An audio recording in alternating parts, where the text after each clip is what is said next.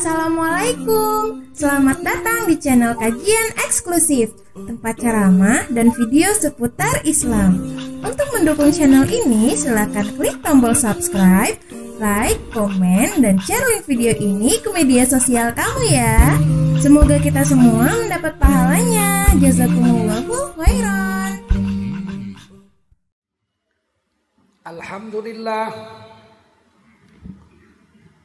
Alhamdulillahi Rabbil Alamin Alladhi arsala rasulahu bilhuda wa dinil haqq liyuzhirahu ala ad-dini kullih wa kafa billahi shahida. Ashhadu an la ilaha illallah wahdahu la sharika lah wa ashhadu anna Muhammadan abduhu wa rasuluh alladhi man la nabiyya ba'dah.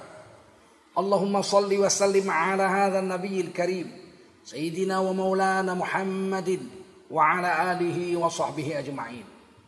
Amma ba'du faya ayyuhal muslimun usikum wa iyaya bitaqwallah faqad fazal muttaqun. Qala Allah Ta'ala fi kitabihil aziz a'udzu billahi minasy syaithanir rajim. Bismillahirrahmanirrahim. فَمِنَ النَّاسِ مَن يَقُولُ رَبَّنَا آتِنَا فِي الدُّنْيَا وَمَا لَهُ فِي الْآخِرَةِ مِنْ خَلَاقٍ وَمِنْهُمْ مَن يَقُولُ رَبَّنَا آتِنَا فِي الدُّنْيَا حَسَنَةً وَفِي الْآخِرَةِ حَسَنَةً وَقِنَا عَذَابَ النَّارِ. Ulaika lahum nasibum mimma kasabu wallahu sari'ul hisab. Shadaqallahul azim. Jamaah Jumat yang dimuliakan Allah Subhanahu wa taala, wajiblah kita bersyukur kepada Allah Subhanahu wa taala atas karunia yang Allah telah berikan kepada kita. Diberi kita iman oleh Allah, diberi kita Islam. Hanya 1,9 miliar penduduk dunia yang mengucap la ilaha illallah Muhammadun Rasulullah dari 7,8 miliar umat manusia. Dan dari 267 juta rakyat Indonesia, hanya 230 juta yang memeluk agama Islam. Sedikit sekali. Lebih banyak yang kafir di dunia ini daripada yang beriman. Dan dari 230 juta orang Islam di Indonesia, 1,9 miliar penduduk Islam di dunia, berapa yang betul-betul beriman dan bertakwa kepada Allah Subhanahu wa taala? Berapa banyak pula di antara orang yang KTP-nya Islam sebenarnya munafik? Di zaman Rasulullah sallallahu alaihi wasallam munafik 30%. Zaman Rasulullah munafik 30%. Dari mana saya mengambil kesimpulan? Dari perang Uhud. Perang Uhud itu tahun ketiga setelah hijrah. Kita diserang dengan 3.000 pasukan kafir Quraisy. Nabi memutuskan bertahan di Gunung Uhud dengan 1.000 pasukan. Keluarlah 1.000 pasukan dari Madinah, lengkap dengan senjata yang sudah dipersiapkan setahun. Beda dengan perang Badar, memang tidak ada persiapan, tapi perang Uhud kita sudah bersiap-siap.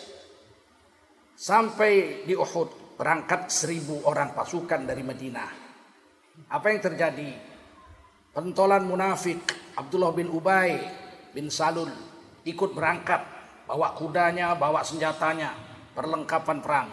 Tapi sampai di Madinah dia bukan mau perang. Sampai di Madinah dia menghasut orang Islam supaya pulang. Jangan ikut perang, ngapain kita urus-urus ini orang-orang Islam ini, orang-orang Mekah semua ini. Kita penduduk asli Madinah nggak usah ikut-ikut. Kalau kita perang nanti mati, istri kita jadi janda, anak kita jadi yatim. Mari kita pulang, biarkan saja Baginda Muhammad ini berperang sendirian dengan kawan-kawannya yang datang hijrah kemari. Berhasil memulangkan 300 orang. Yang berperang mati-matian mempertahankan agama hanya 700 orang dari 1.000 semula. Artinya apa? 30% munafik. Zaman Rasulullah Shallallahu Alaihi Wasallam munafikun 30%. Bagaimana dengan zaman sekarang? Apakah kaum munafik bertambah sedikit apa bertambah banyak? Nurani kita tahu. Hati nurani orang Islam di dunia ini, terutama yang di Indonesia, tahu mana lebih banyak munafik daripada orang-orang yang betul-betul mukmin.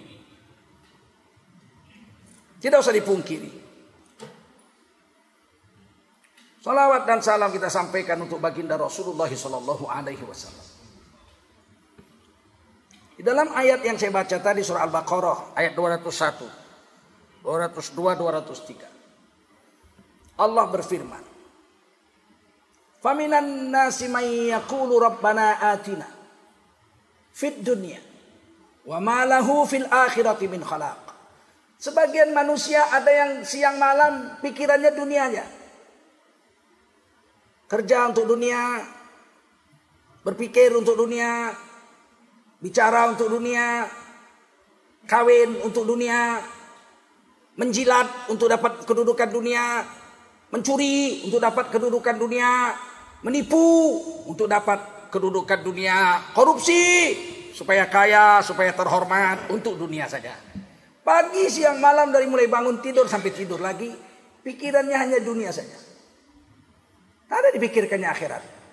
KTP-nya Islam, tapi Islam cuma dipakai 4 kali. Waktu lahir, waktu khitan, waktu kawin, waktu mati. Selain itu gak dipakai agama. Bahkan membenci Islam. Dari mulutnya keluar kata-kata, jangan bawa-bawa Islam bung, ini bukan negara Islam. Seolah-olah Islam melawan negara. Justru Islam yang memerdekakan Republik Indonesia ini. 90%. Ada sih agama lain ikut memerdekakan Indonesia. 10%. Bagi 5. Bagi Kristen, Protestan, Hindu, Buddha, Konghucu. 10%. 90% lagi orang Islam. Tidak bisa dipungkiri itu. Sekarang seolah-olah Islam jadi terdakwa. Kalau 5 waktu ke masjid mulai dicurigai. Ini siapa ini? Kok 5 waktu ke masjid? Ada apa ini? Kenapa piara jenggot? Kenapa pakai serban jubah? Bukankah itu pakaian Arab? Waktu perang kemerdekaan, pahlawan-pahlawan kita itu pakai jubah serban. Pangeran Diponegoro, Tuanku Imam Bonjol, Sultan Tuanku Tambusai, pakai jubah serban. Tidak ada yang pakai kemeja Belanda. Minimal pakai teruk belanga. Sultan Nasaruddin, Sultan Toha, Sultan Syarif Kasim. Minimal pakai teruk belanga. Gak ada yang pakai baju Belanda. Tiba-tiba udah merdeka. Sekarang asal pakai jubah serban dibilang ke Arab-Araban. Kita gak pernah menuduh orang yang pakai kemeja, pakai jas ke penjajah-penjajahan. Dia bilang jangan bikin ribut bung. Kita harus adem. Yang bikin ribut kalian. Orang pakai jubah serban kalian bilang ke Arab-Araban. Orang pakai cadar, pakai kerudung kalian bilang ke Arab-Araban. Sementara kalian pakai jas, pakai kemeja gak kami bilang ke penjajah-penjajahan. Apa ini? Kita orang Islam tidak bisa lepas dari agama. Kapan agama Islam dipakai? Dari lahir sampai mati. Bahkan sampai setelah mati. Diperintah di Quran. Ya ayyuhalladzina amanu, hai kamu orang beriman, udkhulu fis-silmi kaffah. Masuklah kamu ke dalam keselamatan, yaitu ad-dinul Islam kaffah. Lahir dan batin lengkap dari kepala sampai kaki. Rambutmu harus rambut orang Islam. Jangan jorok. Dipangkas rapi. Kukumu harus kuku orang Islam. Jenggotmu harus jenggot orang Islam. Kumismu harus kumis orang Islam. Ini lahirnya ini. Kamu harus khitan. Kamu harus, badanmu harus dibuang, dipotong. Buang kulupnya. Harus jadi orang Islam badanmu itu. Mandi. Berwudu. Kalau buang air kecil, buang air besar, istinja. Lahirnya itu harus Islam.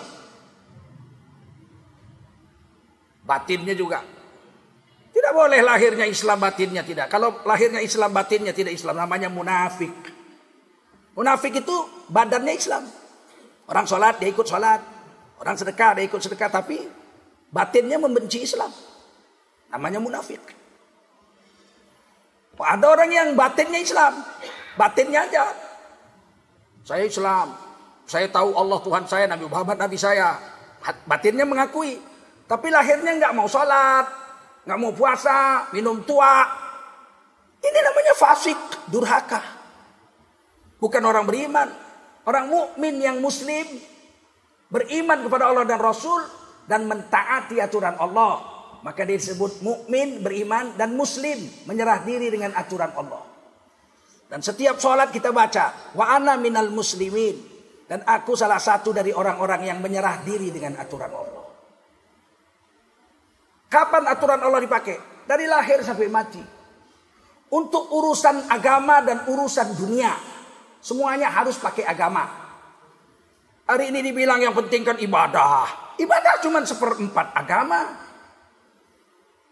Ibadah dalam Islam cuma 1/4 bab. Syariat Islam dibagi Imam Syafi'i dalam 4 bab. Bab pertama bab ibadat, dari lahir sampai mati.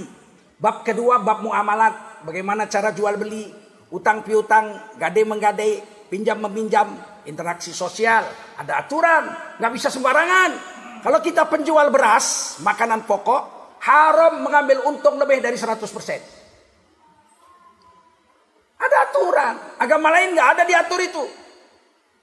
Islam bermuamalat diatur, bukan hanya ibadat. Saya beli beras 6.000, saya jual harganya 12.200, yang 200 haram. Tidak boleh menjual makanan pokok lebih dari 100% keuntungan.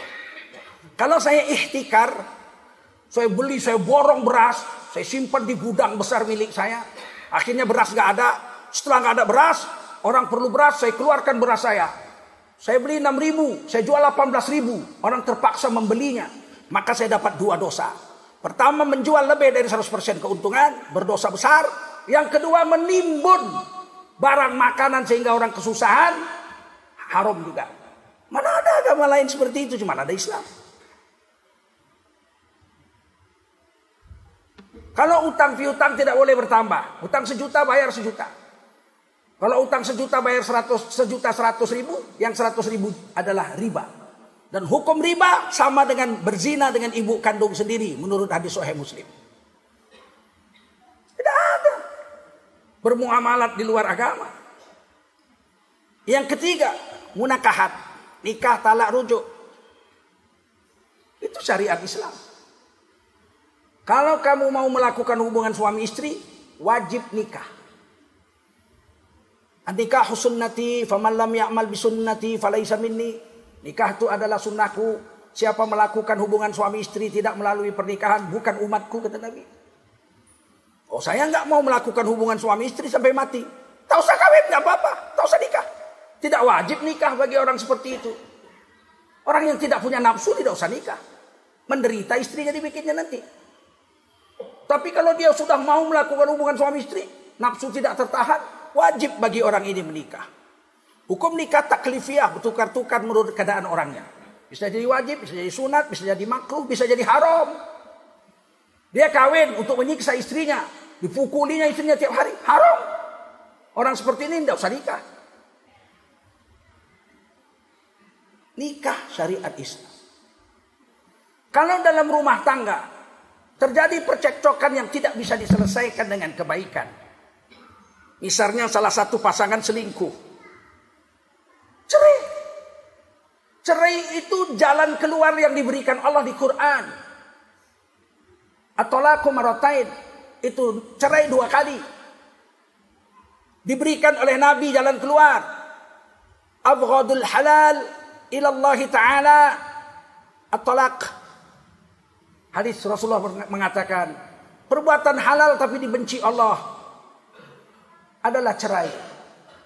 Tapi cerai itu halal, tidak haram. Nabi Muhammad pernah menceraikan istrinya, Hafsah binti Umar bin Khattab, kemudian merujukinya kembali. Jadi syariat itu cerai, rujuk, syariat Islam. Nabi Ismail pernah menceraikan istrinya atas perintah bapak beliau, Nabi Ibrahim. Tidak dirujuki. Cerai itu jalan keluar yang tidak ada dalam agama lain. Agama lain kawin ada, cerai tak ada. Istrinya selingkuh, tak boleh ceraikan. Sudah diikatkan Tuhan Allah, tidak boleh diceraikan dengan manusia, oleh manusia. Tidak ada jalan keluar. Kita ada jalan keluar.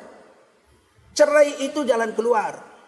Walaupun pahit, tapi itu jalan keluar. Daripada haram, daripada salah satu selingkuh, atau yang satu memukuli aja, bininya dipukuli tiap hari. Dia boleh mengadu ke hakim. Ini hasil visum, gigi saya tanggal 2. Ada saksi, saya dipukuli suami saya. Maka hakim menjatuhkan talak karena istri tidak bisa menceraikan suami.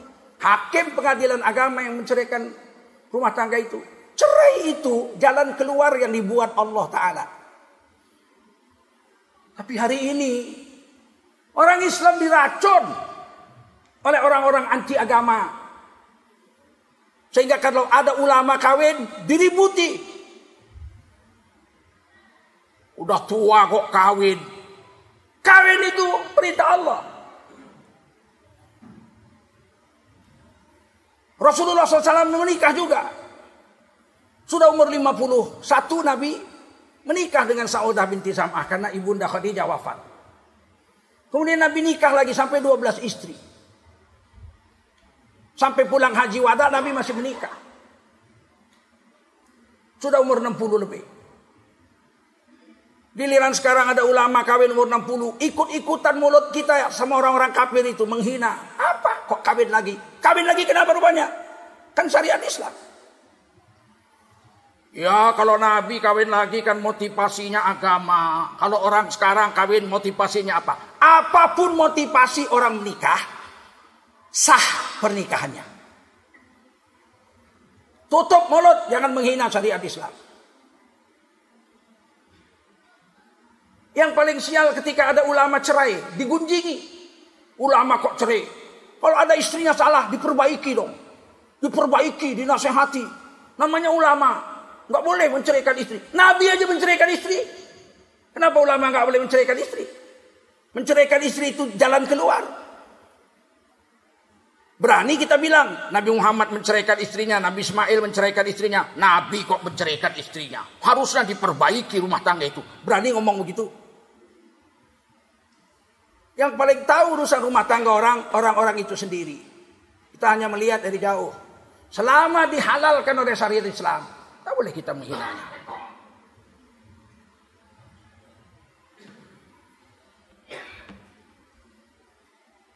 Oleh karena itulah Allah memperingatkan kepada kita. Pegangi agama ini. Hiduplah dengan cara Islam. Matilah dengan cara Islam. Selenggarakan mayat orang yang sudah mati dengan cara agama Islam. Jadi Islam itu dipakai ketika hidup, ketika hampir mati, dan ketika setelah mati. Betapa hebatnya. Dan seragam seluruh dunia. Tak ada agama sesempurna ini. Innad dina indallahil Islam. Agama yang diridai Allah adalah Islam. Al-yawma akmaltu lakum dinakum. Ini hari agama sudah disempurnakan untukmu, kata Allah. Sempurna. Jangan merasa ada kekurangan pada agama.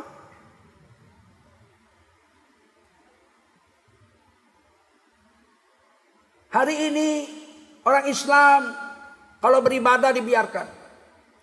Dan orang mengatakan kita harus bersyukur di Indonesia zaman sekarang ini ibadah boleh. Kalau cuma ibadah penjajah Belanda pun boleh. Berapa banyak Belanda bangun masjid? Di Medan Sultan Maimun itu masjid terbaik seluruh Indonesia yang bangun penjajah Belanda. Masjid Sultan Tanjung Pura Langkat, penjajah Belanda yang bangun. Enggak pernah Belanda mau larang orang beribadah. Mau puasa dihitungkannya waktunya. Pakainya meriamnya untuk mengingatkan besok mulai 1 Ramadan. Mau naik haji disediakan Belanda kapal. Disediakannya kapal untuk naik haji orang Indonesia. Zaman penjajahan Belanda disediakannya paspor dari negara Hindia Belanda boleh naik haji. Nggak ada Belanda melarang ibadah. Kok hari ini dikasih ibadah udah bangga. Belanda yang dilarangnya selain ibadah, muamalat dilarangnya. Cara Islam, bank hanya satu, bank Jawa, Javas Bank. Sistem riba. Tidak ada bank nasional yang Islam.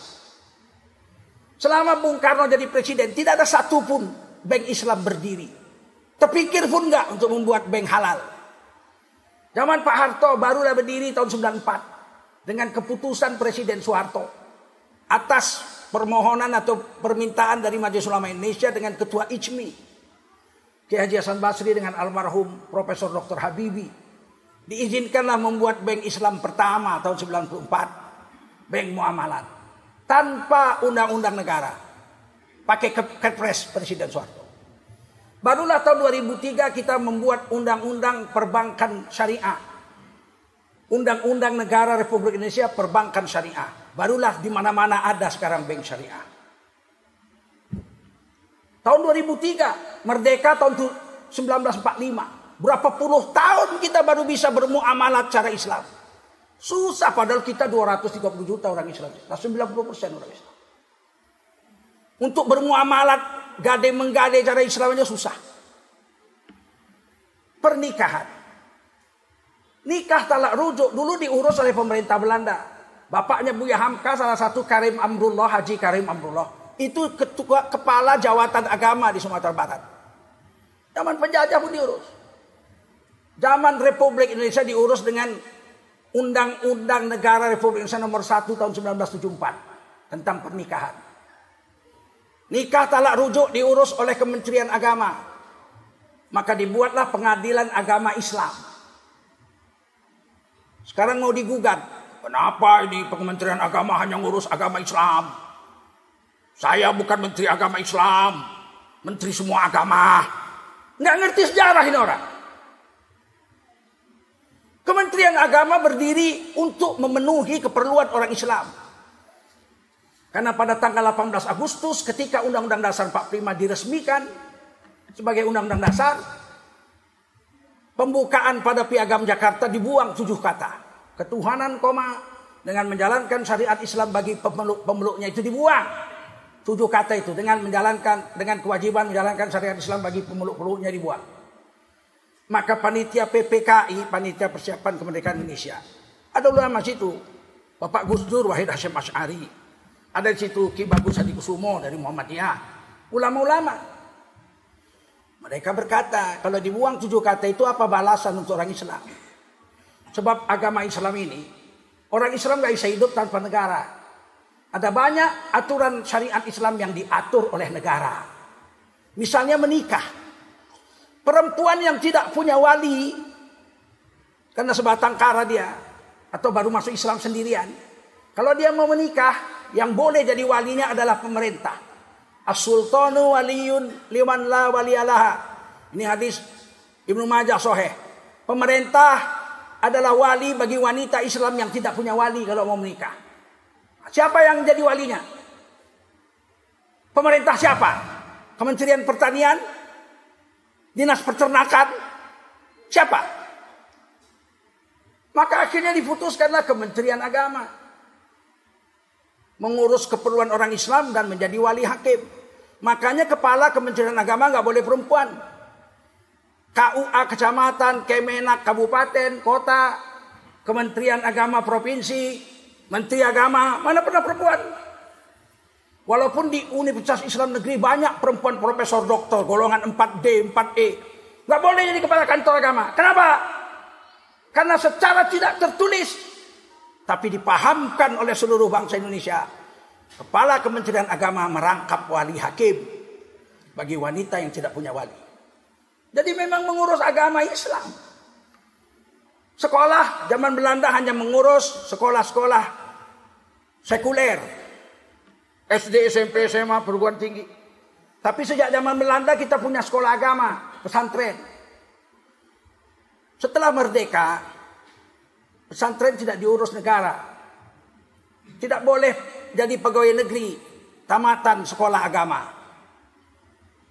Tidak ada. Gak boleh kuliah di kedokteran, tamatan sekolah agama. Jadi tentara gak boleh, karena ijazahnya tidak diakui. Selama 20 tahun merdeka zaman Bung Karno tetap jalan terus. Tidak boleh tamatan sekolah agama jadi pegawai negeri. Akhirnya setelah zaman Pak Harto Orde Baru, para ulama jumpa dengan Pak Harto.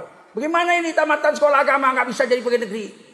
Yang boleh jadi pegawai negeri hanya sekolah-sekolah sekuler. Sementara sekolah agama ini diurus oleh Kementerian Agama saja. Akhirnya dibuatlah SKB 3 menteri.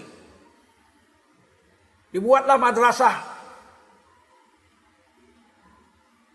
Ibtidaiyah, Sanawiyah dan Aliyah. Taman Aliyah boleh masuk akabri. Taman Aliyah boleh masuk kedokteran. Taman Aliyah boleh masuk pertanian. Boleh jadi pegawai negeri. Taman Aliyah golongan 2A. Tamatan Ibtidaiyah golongan 1A. Itu telah setelah Indonesia merdeka berapa puluh tahun. Sampai sekarang sekolah agama Islam saja yang diurus oleh Kementerian Agama. Sekolah agama Kristen, Tarakanita, Kanisius, tidak diurus oleh Kementerian Agama. Mereka diurus oleh Kementerian P dan K. Tiba-tiba dibilang Kementerian Agama hanya mengurus orang Islam, tidak boleh, harus mengurus semuanya. Siapa bilang?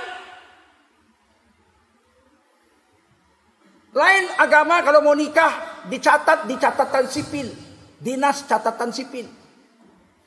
Orang Islam kalau mau nikah dicatat di kantor urusan agama, Kementerian Agama. Orang lain Islam kalau mau bercerai di pengadilan negeri. Orang Islam kalau mau bercerai di pengadilan agama Islam. Bagi warisan orang selain Islam di pengadilan negeri dibagi rata. Sementara orang Islam kalau berbagi warisan dibagi warisan di pengadilan agama Islam dengan sistem syariat Islam. Perempuan dapat separuh bagian dari anak laki-laki. Hentikan pemikiran mau membersihkan Kementerian Agama dari urusan-urusan Islam. 97% urusan di Kementerian Agama itu adalah urusan agama Islam.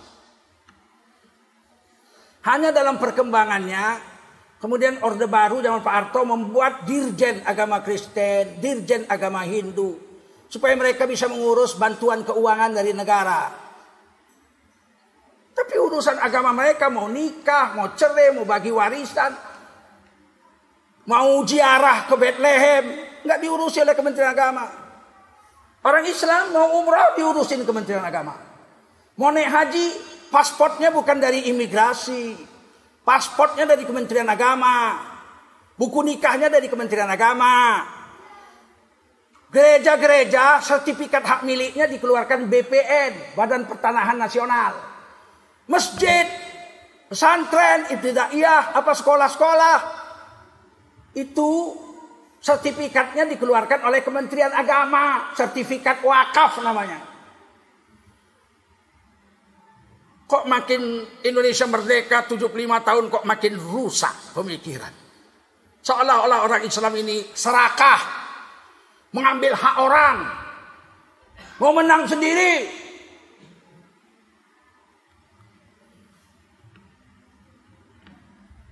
Kita bukan orang serakah, kita diatur Allah dan Rasulnya.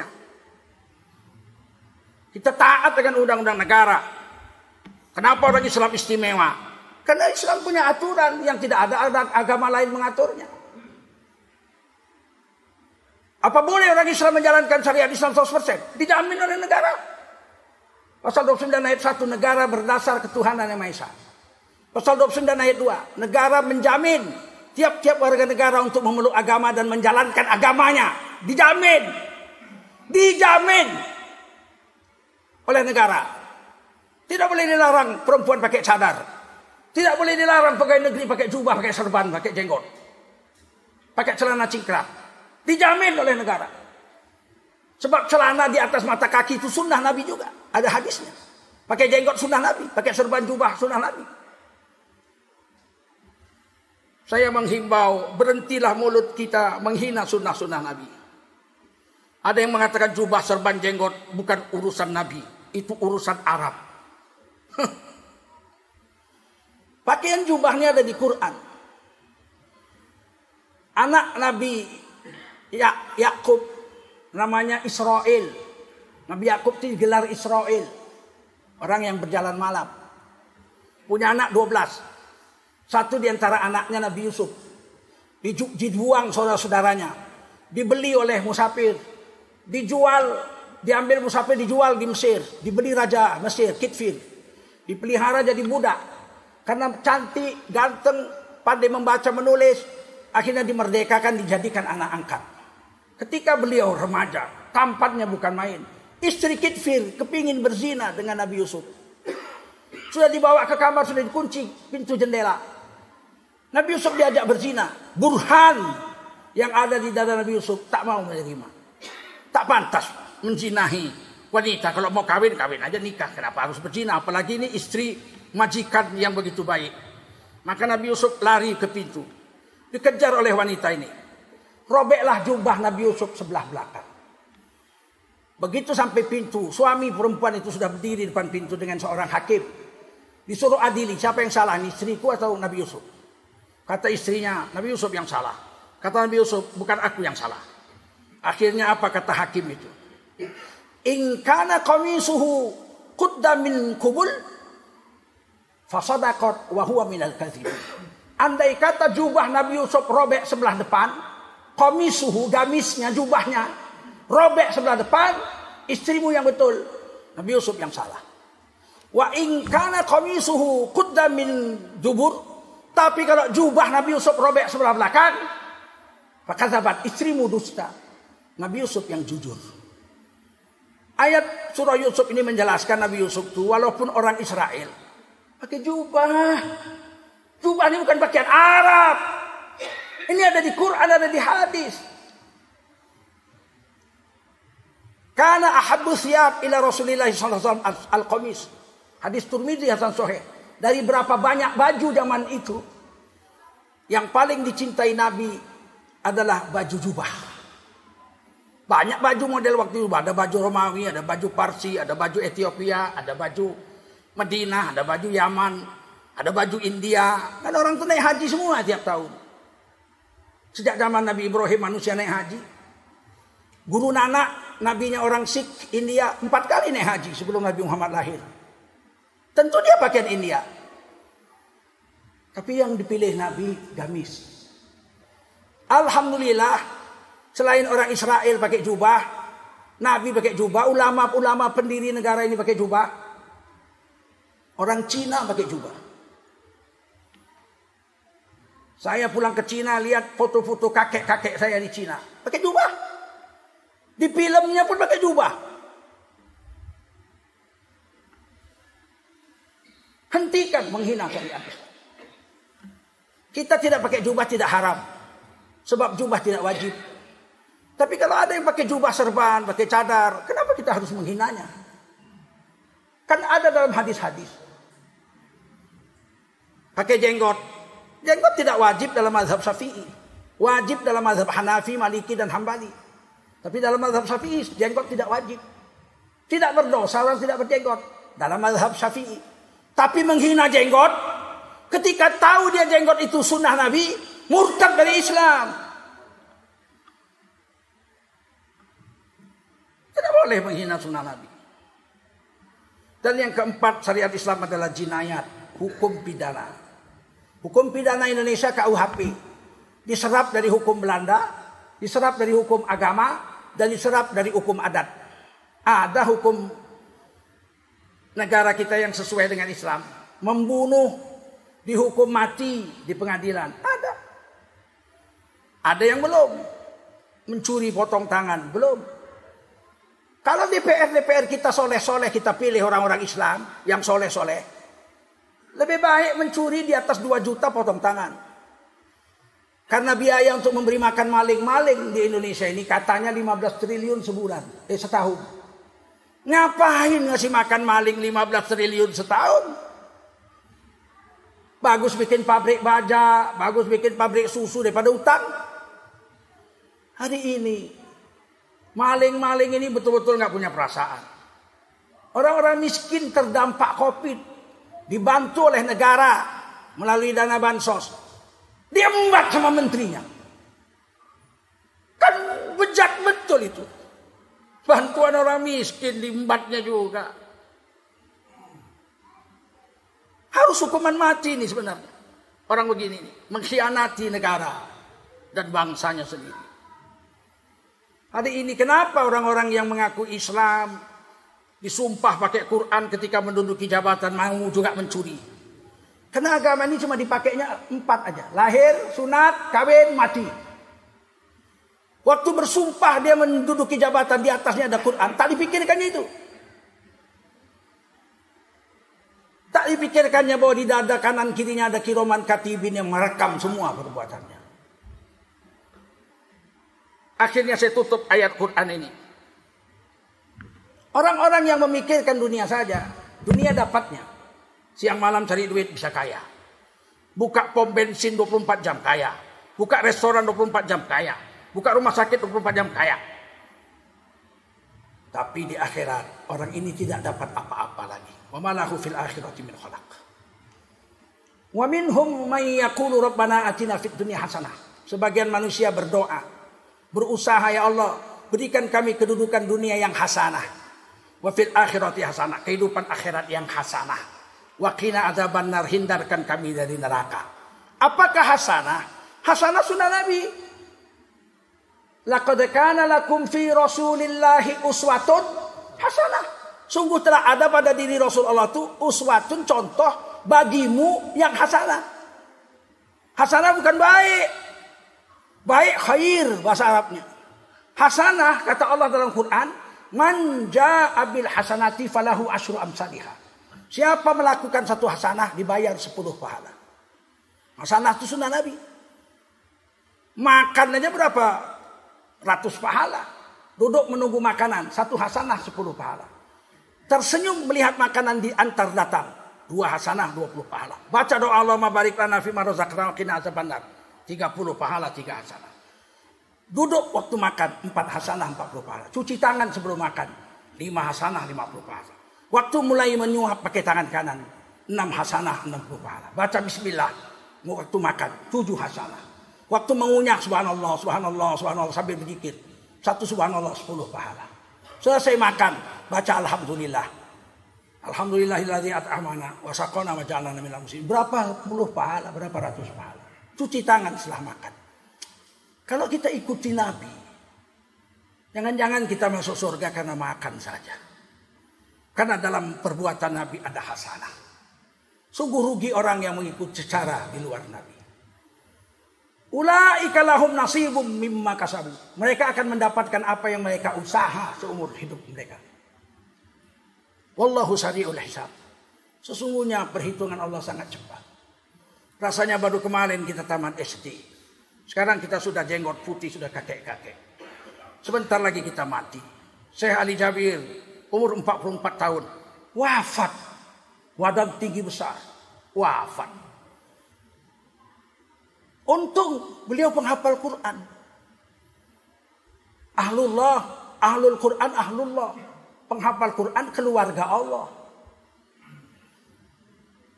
Kalau kita mati besok bagaimana keadaan kita? Adakah kita menjadi kekasih Allah atau musuh Allah? Mudah-mudahan khutbah singkat ini ada manfaat pada diri khatib dan pada diri kita semua. A'udzu billahi minasyaitonir rajim. Bismillahirrahmanirrahim. Wa'adallahu alladhina amanu wa 'amilus solihati lahum maghfiratun wa ajrun 'azim. Telah berjanji Allah SWT kepada orang beriman lagi beramal soleh bahwa mereka akan memperolehi keampunan atas dosa mereka dan memperolehi pahala yang besar. Barakallahu li wa lakum fil Qur'anil 'azim. Wa nafa'ni wa iyyakum bima fihi minal ayati wa dzikril hakim. وتقبل مني ومنكم تلاوته إنه هو السميع العليم فاستغفروه إنه هو الغفور الرحيم. اللهم صل على سيدنا محمد وعلى آل سيدنا محمد سيد الأولين والآخرين وسلم.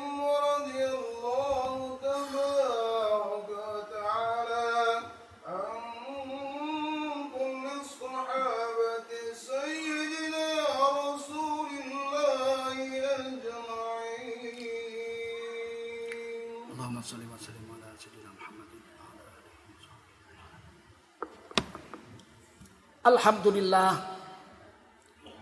Alhamdulillahi rabbil alamin. Alladzi khalaqal insana fi ahsani taqwim. thumma radadnahu asfala safilina illa alladhina amanu wa 'amilus solihati falahum ajrun ghairu mamnun. Ashhadu an la ilaha illallah wahdahu la syarikalah wa ashhadu anna Muhammadan 'abduhu wa rasuluh alladzi man la nabiyya ba'dah. Allahumma shalli wa sallim ala nabiyyina Muhammadin wa ala alihi wa sahbihi ajma'in. Amma ba'du fa ya ayyuhal muslimun usikum wa iyaya bittaqwallah faqad fazal muttaqun. Qala Allah Ta'ala fi kitabihil karim. A'udzu billahi minasy syaithanir rajim. Bismillahirrahmanirrahim. Innallaha wa malaikatahu yusholluna 'alan nabi. Ya ayyuhalladzina amanu sallu 'alaihi wa sallimu taslima. Allahumma salli wa sallim wa barik ala sayyidina wa nabiyyina wa habibina wa maulana Muhammadin wa ala alihi wa sahbihi ajma'in. Wa radiyallahu tabaraka wa ta'ala an kulli sahabati Rasulillahi ajma'in wa man tabi'ahum bi ihsanin ila yaumiddin. Allahumma ighfir lil muslimina wal muslimat wal mu'minina wal mu'minat al ahya'i minhum wal amwat innaka sami'un qaribun mujibud da'wat. Amin ya rahman ya qadi al hajat. Allahumma ansur man nasrad dina Muhammadin sallallahu alaihi wasallam waqzul khazala dina Muhammadin sallallahu alaihi wasallam. Allahumma ansur jami'al muslimina wal muslimati wal mu'minina wal mu'minat fi sa'iril makan khususan fi Filastin wa Lubnan wa Rohingya wa Suriah wa Libya wa Afgan wa Yamani wa fi kulli alam fansurna 'alal qaumil kafirin waftah lana fa innaka khairul fatihin. Rabbana atina fid dunya hasanah wa fil akhirati hasanatan wa qina adzaban nar. Ibadallah, innallaha ya'muru bil 'adli wal ihsan wa ita'i dzil qurba wa yanha 'anil fahsya'i wal munkari wal baghi ya'idzukum la'allakum tadhakkarun. Fadhkurullahal 'azim yadhkurkum washkuruhu 'ala ni'amihi yazidkum wa la dzikrullahi akbar. Wallahu ya'lamu ma tasna'un.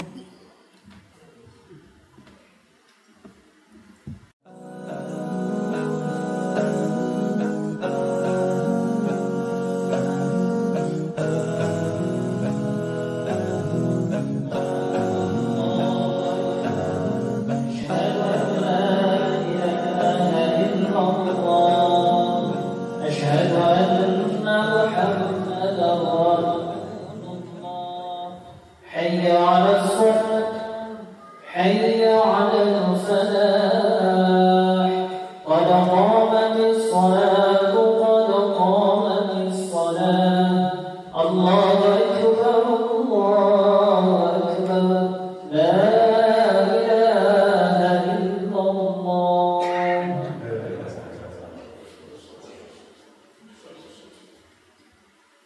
Lurus rapatkan ke sosok hati mohon diselesaikan pada ibadah.